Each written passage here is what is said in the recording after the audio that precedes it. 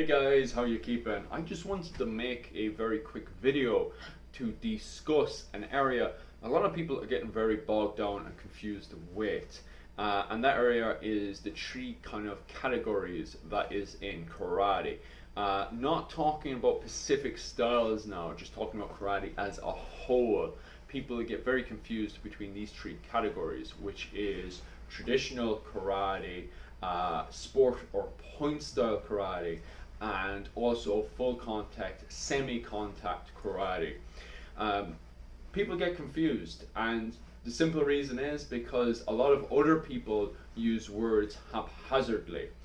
First off, I have to explain what is traditional karate very quickly, what is point style karate, and what is full contact, semi contact karate. First off, what is traditional karate? Well, from a modern interpretation, traditional karate is a style of movements that you see specifically in kata that's dated between the 1850s, and that's a very loose term by the way, all the way up to the 1960s. Once again, very loose, very grey. And within them, we have certain movements, the katas, and there are interpretations between that period. Therefore, traditional karate is what it is in the label. It is a historical martial art that is used for many reasons, from meditation to the foundation to why we do karate, the foundation to movements. Traditional karate is the bedrock of what is karate. And karate isn't the only place that we see the word traditional. We in fact see the word traditional in taekwondo, we see the word traditional in jiu-jitsu, especially when we're dealing with Japanese jiu-jitsu. We see the word traditional when it comes down to aikido. A lot of people see the word traditional as outdated and it should be binned. I think that's silly because if you bin what is the traditional, the bedrock of your art, then your art goes off and evolves way over there, then it's no longer the martial art that you're talking about or doing, it's something completely else. So for me, traditional karate is the bedrock of karate. It is the root of what karate is, and then the tree is everything else that grows out. So everything else being point style sport karate and full contact and semi contact, and as it evolves and grows out, we can always go back to the tradition and say, okay, this is still what we can define as karate. And karate isn't the only place we see this. Of course, I said aikido and jiu-jitsu, for example. You also see it in Muay Thai. A lot of people are discussing these days, is modern Muay Thai that we see in the likes of MMA and various other rule sets, one championship included, is that still Muay Thai? And there's people in Thailand that reckon one championship's Muay Thai isn't actually Muay Thai because it doesn't have the correct music, it doesn't have this, it doesn't have that. It's not traditional Muay Thai. And that's always the thing when you have tradition and then the movements that go away and evolve over time. People always look back and reflect in a healthy manner, we hope, that and question, is this still the original style, or has it evolved so far away that it's no longer that style anymore? It's something completely different. For example, Japanese kickboxing. Japanese kickboxing, the only thing it still has is karate snap kicks. The rest of the movements is so evolved, so out there, that is no longer Japanese kickboxing. However, full contact karate that we see specifically in various full contact martial arts, I would still argue that's still karate.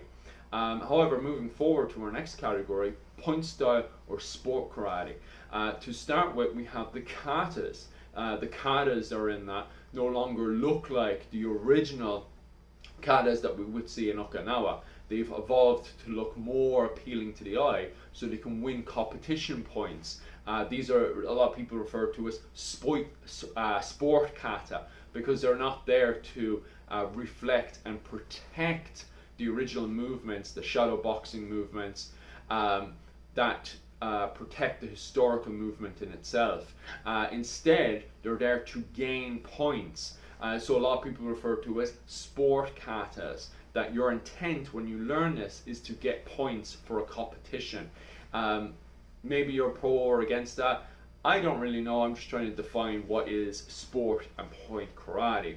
It's not there to win an actual physical fight where we're punching full contact.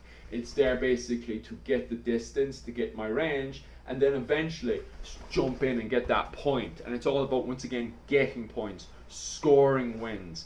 Point style and sport karate, its main ultimate goal is about health, fitness, getting out there into the community. It's nothing to do with the original martial arts of self-defense or full contact or any combat sports that we'll discuss in a bit. It's literally 100% for that common day accountant or doctor who cannot show up for work with bruised faces or, you know, his ears wrecked up and stuff. It's for, you know, the basic common fella that can't go to work next day bruised and battered, but wants to live a nice healthy life and finds sport karate very entertaining and gives him a reason to go to the gym. Therefore it's a great thing. Sport karate in itself, in my opinion, is great for distance management. Maybe if you are planning on going to our next topic, full contact, you do a little bit of sport karate so you can learn the distance between people and stuff, but you wouldn't fully do it 24/7 the way a lot of point sparring would happen. That would move on to our next topic, our third topic. What is full contact karate? What is semi-contact karate? And that is, your ultimate goal, first and foremost, should be to do the movement in its correct way. So you're there seeing if, with full-on resistance training, seeing if the movement works. So you'll go in there, do the move, the person may or may not be able to block it. If he does block it, then I'm moving for something else. I'm constantly adapting, constantly changing. Some people would argue that full contact karate is traditional karate. I see it in a kind of 50-50 way myself, just because modern full contact karate or semi-contact karate would use a lot of modern footwork, a lot of modern tactics, a lot of modern punching and stuff. Like, for example, a lot of people accuse me of being more of a European boxer rather than a karate fighter, because when I'm fighting, I straight away put my secondary hand back up here to block both my ribs and my jaw. So I will punch 1, 2, especially when I'm getting started up. Later on, you'll see me fully committing to the punch, putting my hand back, just so I can get that full whack into the punch before moving on to something else. Or even just fully committing and just praying that your person isn't ready to just completely counter and take me out of it. So you're building up the idea of what is full contact, with the ultimate goal of making sure that I'm learning movements, I learn the move under resistance training, so you know what does or doesn't work. A lot of people who do karate do not do full contact, especially after the 90s. The 90s onwards, more and more karate schools popularized point schools and also sport karate. So with that in mind, hopefully I've cleared that up a tiny bit. A lot of people were getting confused between traditional, full contact, and point style schools. Hopefully that somewhat cleared it up.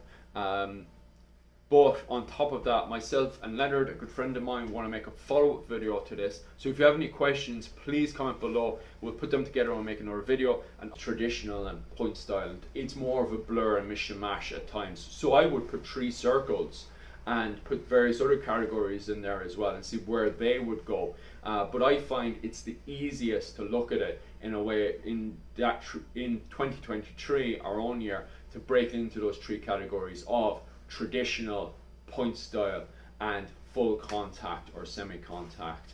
Hopefully that's somewhat either cleared it up or confused you even more, which is great because we can make more discussions and make more videos on this. Anyway guys, I hope that's grand and all the best.